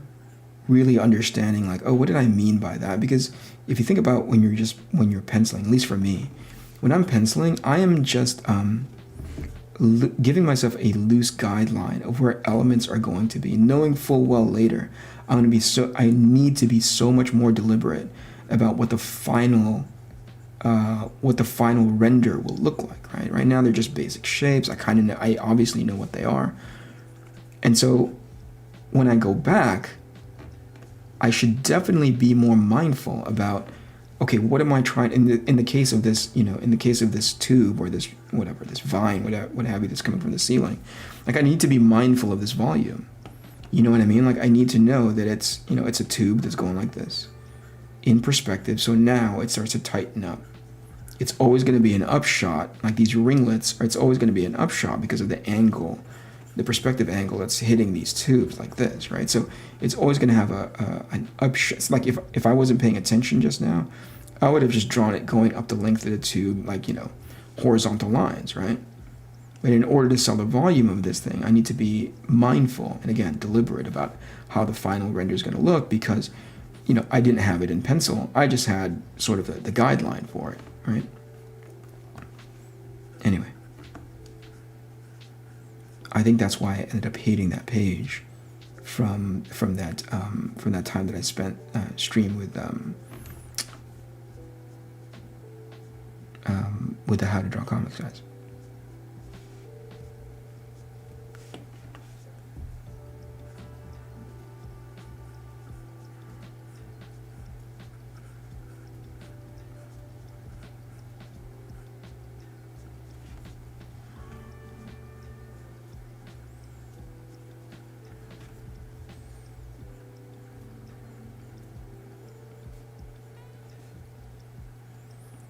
Oh, also, as soon as I can get the, I'm getting a rig in here that will allow me to stream traditional pieces of art. And one of these evenings, is, most specifically when that rig is ready to get going, like once it's all set up, I will start streaming me doing traditional. I tried to do it tonight, actually, but this thing that I have right now isn't a very elegant way of me showing doing traditional art. But once I get that thing going, I'm going to start streaming traditional art for the backer tier for the original art tier for the backers. Does that make sense?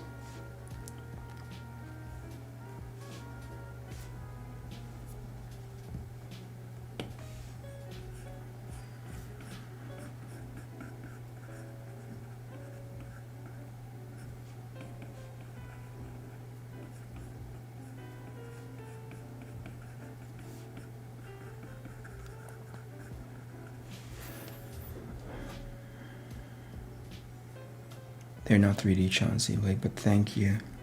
I'm glad you think they're good. They're not 3D. Lies. Count me in for traditional art streams. Thank you so much, man. Really, really appreciate that.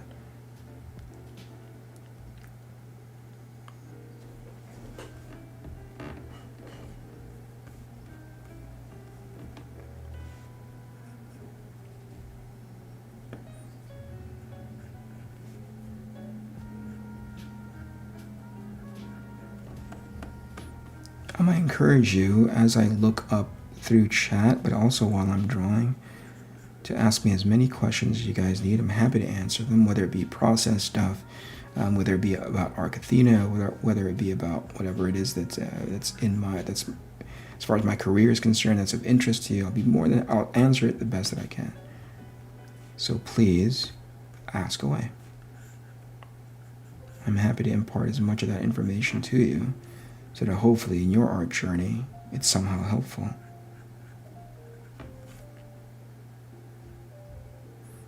Question is, what am I going to do with that background? Is it just going to be black? It's going to be so boring.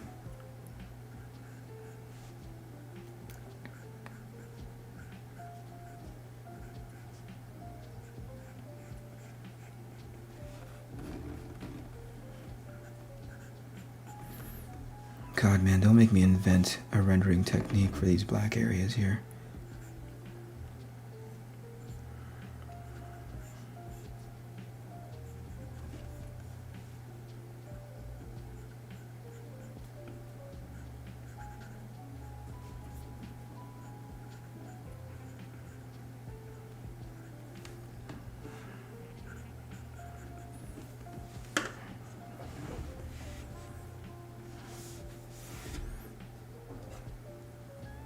And I gotta get some sleep so I can feed the medicines.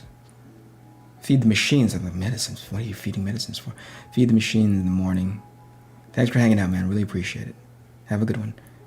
I haven't been around for much of these YouTube streams. I preferred your morning Twitch streams, but I love me some traditional art. Yeah, I had to step away from Twitch because it was right around the time that I had to use that time that I was using streaming in the morning to work on a book with Mark Millar called Chrononauts 2. So I had to, not having any time on my extra time on my plate because of work. I had to then sacrifice that time that I was spending on stream.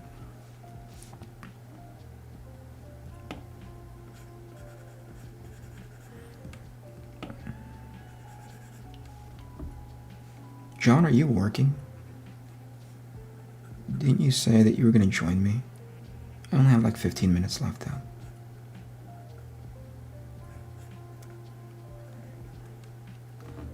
Maybe we can VC afterwards, if you have time.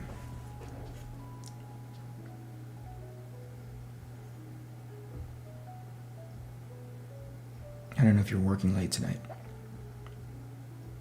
These lights back here are like super bright, aren't they? Look at that. Where's that other light? It's only this one behind my head.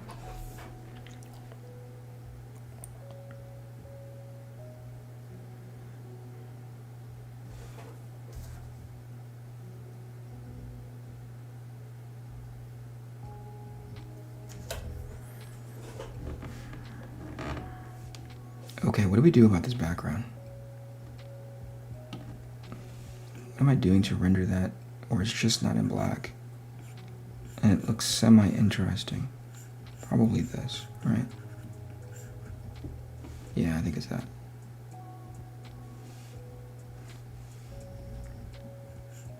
One, two, three, 4, 5. Okay.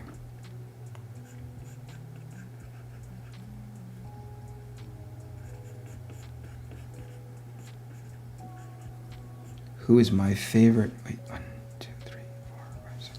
Damn it. Who is my favorite cover artist? Oh man, what a freaking great question.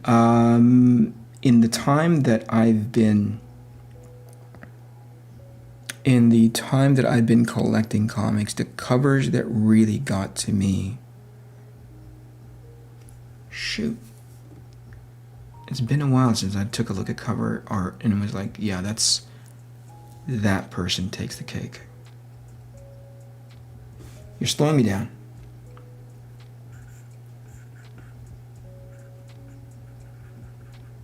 Let me think about it. It used to be when I would see like Travis Charest covers, I really thought that guy is next level. Although somebody had shown me a piece of art of his recently where he's almost unrecognizable. Oh, yeah, he did a alternate cover for Chrononauts 2, and somebody pointed out to me, they're like, did you know that that's a Travis Charest cover? I'm like, no, it's not. What I had become accustomed to was the covers that he was doing during his his Days of Wildstorm.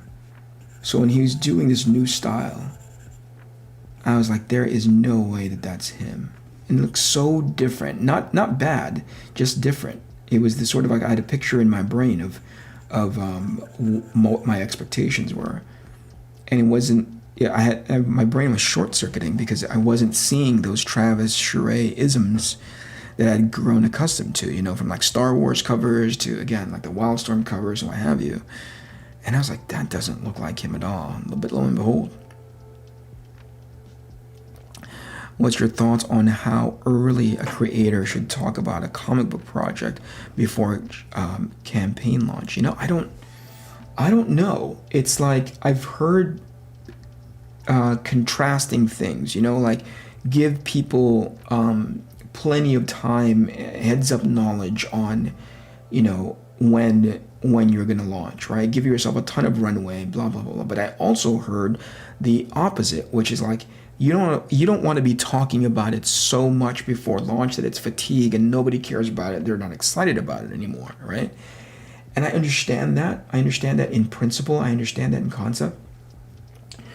The only thing that I challenge the thing that I challenge the way I push back against that is, it's like, well, it's gonna be fucking up to me to keep you excited. You know what I mean? Like, if I can't get you, first of all, if I can't keep you excited enough, like for instance, I'll speak specifically in my case, like my campaign doesn't start until September. It is May, right? June, July, August, right? So maybe around 3 months, and I started streaming maybe 2 months ago. So let's say conceptually, I've been streaming and talking about this project for 5 months. Is that too long? Is that too short? My answer is like, I don't think so, because my job is to keep you excited, keep you interested, and keep you hyped over it. It does speak to the project that you're working on, whether or not people are like looking at it going like, yup, I definitely want that. And there's all sorts of things that I'm doing now, independent of streaming and behind the scenes, to get people who I believe can have who could have a major impact in talking about the book, talking about the series, to get the closer I get to launch. So I'm previewing the book behind the scenes to people. So again, I'm getting all sorts of feedback from people. Yeah, do it just as soon as you can. First of all, build your presence online so that people are aware of you in that space. And then secondly, when you believe that you have enough of a following, then start leaning into your campaign. I believe I've kind of done that. So I always want to gain your trust by showing you that this book is getting done, as opposed to like, I launched the campaign 3 months ago and I'm no closer to being done than anybody else. You know what I mean? Like, if we are to conduct ourselves and if we are to tout ourselves as professionals, part of that is to actually deliver professionally. And I think there are a lot of people out there who talk a really, really great game, amazing game about the potential of the book, create a lot of hype. But I believe hype gets superseded by resentment by your backers if they're not in your hands by a certain amount of time. So my hype, I hope that the hype that I build up for the book pays off and to see it get done as close to real time as possible. My current cover artist pulls are Tula, Jen, Art Germ, Joshua Middleton, Jenny, Adam, Frank, and JSC. Cool. With a few others here and there, like Rian and Peach. Right on. Those are amazing candidates. I would buy each and every single one of those books if I was still super into the kind of books that they do covers for.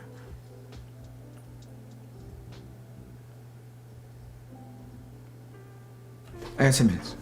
Let me at the very least render this background, and it, hopefully it doesn't suck.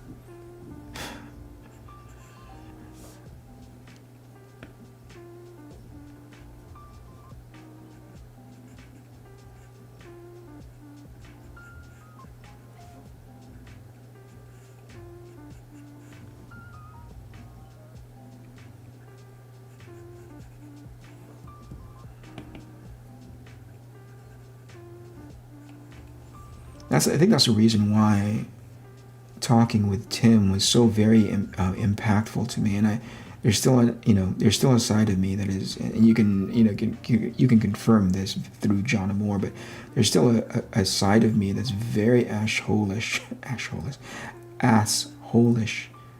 about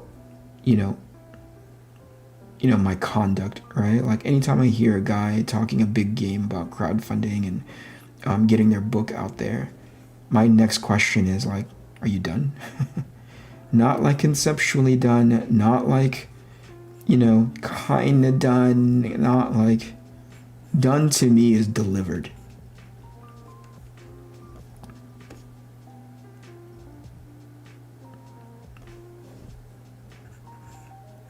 All of that awesome hype, all of that goodwill that you've manufactured because people believe in your product, and you are uncomfortable with answering a very simple question: are you done?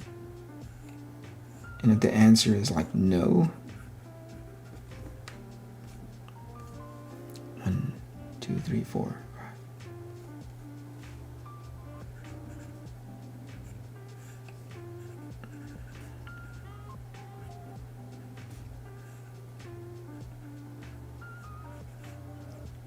And in a weird way, and I don't know if you guys believe in this, I can only imagine it's partially true, but not wholly true. Because the nature of crowdfunding encompasses so many different people, and rare are people ever going to just say, well, so-and-so is late, but so-and-so is not late, right? So there's almost like this breathing room there. Sometimes people have the poor habit of blanket painting everybody who's doing anything and everything that's that's poor in performance. In this case, is crowdfunding. So let's say 6 or 7 other creators out there are late, right? Suddenly I come onto the scene. I'm like, I'm gonna do this crowdfunding thing, and people are gonna be like, well, people are typically late, so you're probably gonna be late too. And I'm like, whoa, I guess, I guess that may be true. I understand where that's coming from.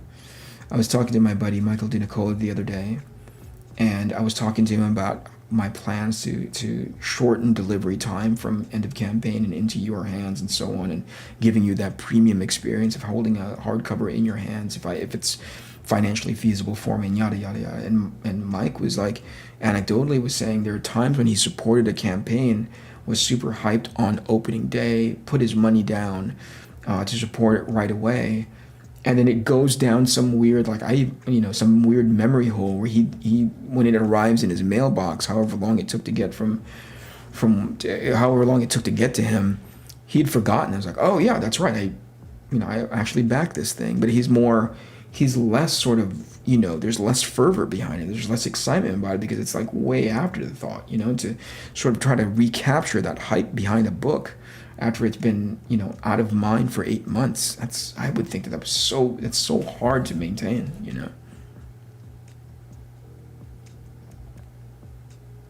I supported an animated show 7 years ago through a Kickstarter that Netflix eventually picked up.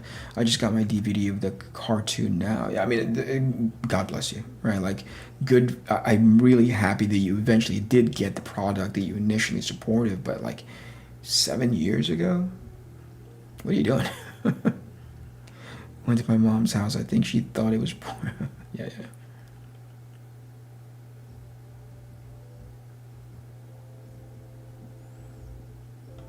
I just had Creasley's art book come in. He is needs a relatively unknown artist, but he is talented. I know Crease.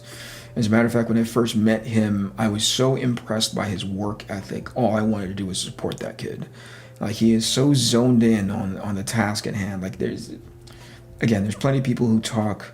Kreese is not just a guy who talks. Kreese is a guy that shows up, and if I can support new young artists like that in whatever capacity that I can in their career, I would love to. Kreese is one of those exceptional ones. I'm like, yeah, give this kid another 2 or 3 years, maybe less, and he's going to turn the corner stylistically where he's going to be more comfortable with the stuff that he's drawing. He's going to be relevant because people are going to see it, and he's going to actually have a voice in the stuff that he's drawing. Just give him a little bit of time, but it's not for the lack of work ethic, which is big in my book. Huge in my book. I can't, like I said, people do a lot of talking. Kreese is very soft-spoken, but lets his work do the talking for him, which is awesome.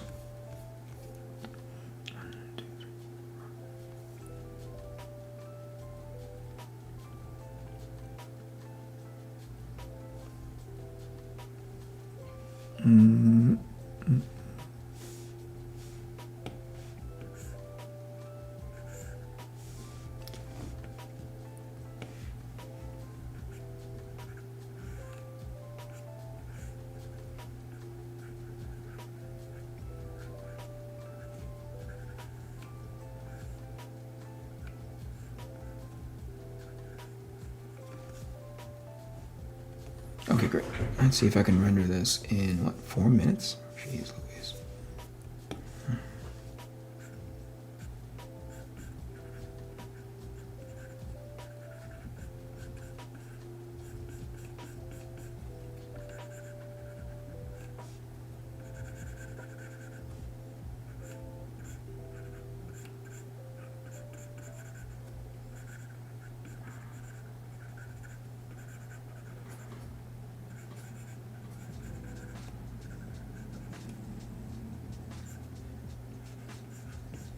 So you can see me filling in these blacks, but not necessarily going to full black, because I love filling in this background with black, but not going all the way full black, because I love the energy that it gives off when it's not 100% like just paint and bucketed in. So if you're wondering like why isn't he being more careful about making sure all those gaps are filled in, it's for that reason. I'm purposely leaving them. I'm purposely leaving those gaps because I think it captures a certain energy within the page, right? Rather than having like a big positive shape in the background that's gonna dominate the figure in the foreground. I'd rather have it so it's a little bit, this is not the right term, but I think you'll get what I'm talking about. It's like a little bit sketchy.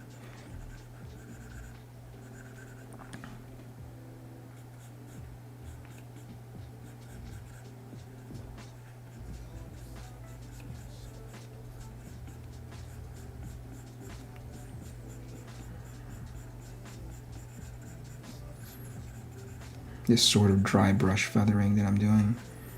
Thank goodness I managed to find the Procreate equivalent to my Photoshop brushes, just with a little bit of adjusting, obviously.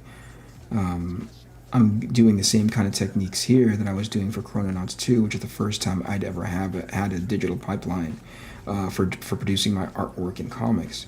So that was interesting. I learned a lot. And more importantly, I ended up falling in love with a set of brushes that I used to ink that entire comic. Now, unfortunately, even though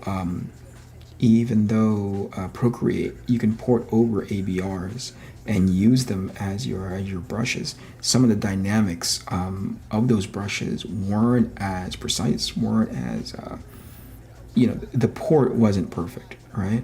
So the brushes that I come to rely on in Photoshop when I was doing Chrononauts, and when I decided I was going to do ARC Athena with a similar digital pipeline, only this time not at my desk, but with an iPad Pro, I was trying to find a way to emulate those brushes again, and I had found some online again with a little bit of adjusting, and somehow I just couldn't adjust those brushes that I had so that it would reproduce similar effect as the brush strokes that I used when I used them in Photoshop. So instead, I went outside of that. Rather than spending hours trying to make sure that those brush dynamics worked exactly, I just went and found brushes online that kind of looked similar, and that made the delta of adjusting them so much more approachable, right? I didn't have to work so much to have the brush do the kind of effect, and again, the dynamics that I was looking for. 1 minute? What the heck?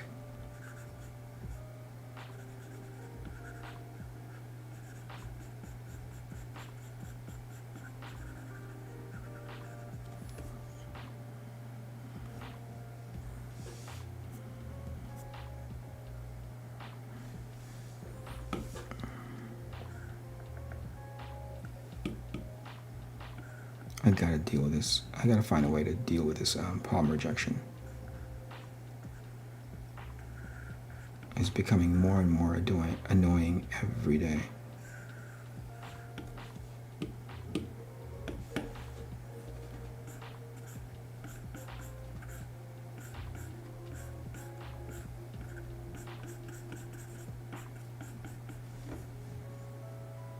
By dropping some of those vertical columns or those vertical pipes in the shadow, that's what I had intended to do, was to set it up so that there's just so much depth. Some of those things are just barely catching light back there, so I think that's pretty successful.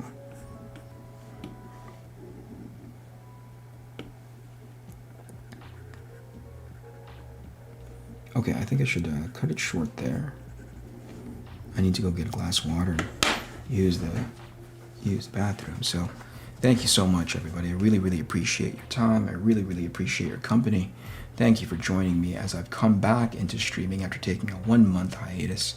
If you haven't done so already, please go to my website at ericcanetti.com, and you can sign up for the newsletter for ARC ATHENA there. There's going to be an official launch very, very soon. So thank you so much for supporting me ahead of time. Thank you for that. If you're not already following me on my social media, you can find me on Twitter and on Instagram under @EricCanete, EricCanete. If you're interested in buying some of my originals or some of my sketchbooks, you can go to essentialsequential.com. Links to anything that I've just said right now will be in the description of this video. And I think that's it. You guys have a wonderful evening. Oh wait, let me catch up to one more thing in chat just in case I missed anything. I don't think you can talk about your project too soon, so long as people see you're working on it, build towards a campaign. There's some that only talk about their great idea and never work on it. Very valid point. I'm full support of what you just said. The spirit of that is exactly what I'm trying to capture.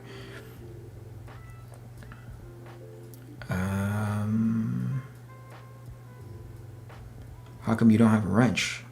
Maybe I'll wrench you someday. Padrino, how are you? Welcome. I'm sorry I'm on my way out, but I really, really appreciate you dropping by. Please come by next week on Monday. I did this stream on Tuesday because I got caught up in an appointment yesterday, but typically I do this stream on Monday starting at 8 p.m. Pacific time. So come by next Monday. Be happy to chit chat with you as much as time will allow. So thank you so much, everybody. That's it for me. Have a good one. And we'll see you next Monday. Good night, everybody.